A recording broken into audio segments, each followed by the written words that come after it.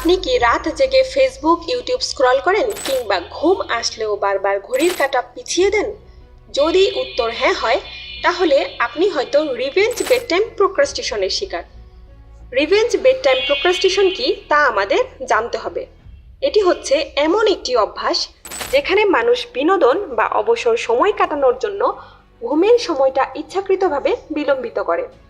এটি মূলত আমাদের অবচেতন মনের এক ধরনের প্রতিশোধ, যেখানে ক্লান্তি সত্ত্বেও মানুষ ইচ্ছাকৃতভাবে ঘুম পিছিয়ে দেয়, শুধুমাত্র নিজের জন্য একটি পার্সোনাল টাইম বের করার আশায়। গবেষকদের মতে 2014 সালে ডাচ জনগোষ্ঠীর ওপর করা এক গবেষণায় দেখা গিয়েছে, যেসব মানুষের আত্মনিয়ন্ত্রণ কম তারা ঘুমের সময় পেছাতে বেশি অভ্যস্ত। 2014 সালে নেদারল্যান্ডসের এক গবেষণায় দেখা গিয়েছে, ঘুম পিছিয়ে দেওয়ার মূল কারণ হলো আত্মনিয়ন্ত্রণের অভাব।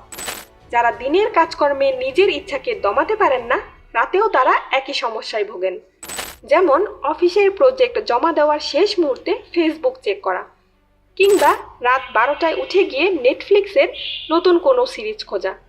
গবেষকদের মতে এটা ঘুমের প্রতি কোনো অনীহা নয়, বরং নিজের জন্য সময় বের করার তীব্র মানসিকতার বহিঃপ্রকাশ।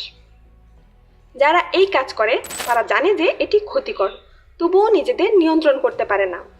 কিভাবে বুঝবেন আপনি ভুক্তভোগী কিনা? প্রতি রাতেই ঘুম কম হবে, জাগার কোনো যুক্তি নেই, তারপরেও জেগে আছেন। ঘুম কমার নেতিবাচক প্রভাব সম্পর্কে জানার পরেও রুটিন বদলাতে অনিচ্ছা প্রকাশ করছেন।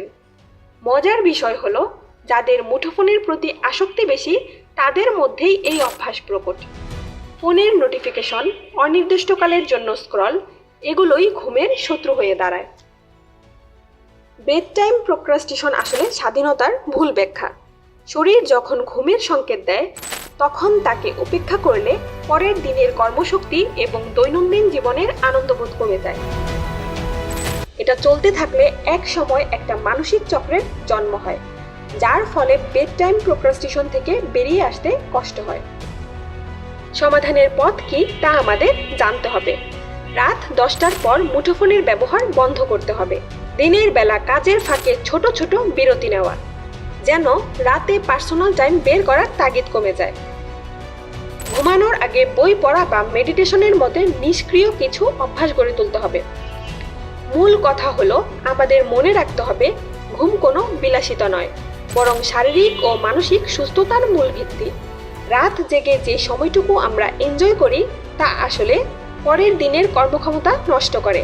তাই অবচেতন মনের প্রতিশোধ নয়, নিয়মিত ঘুমই হোক নিজের প্রতি সত্যিকারের ভালোবাসার প্রকাশ।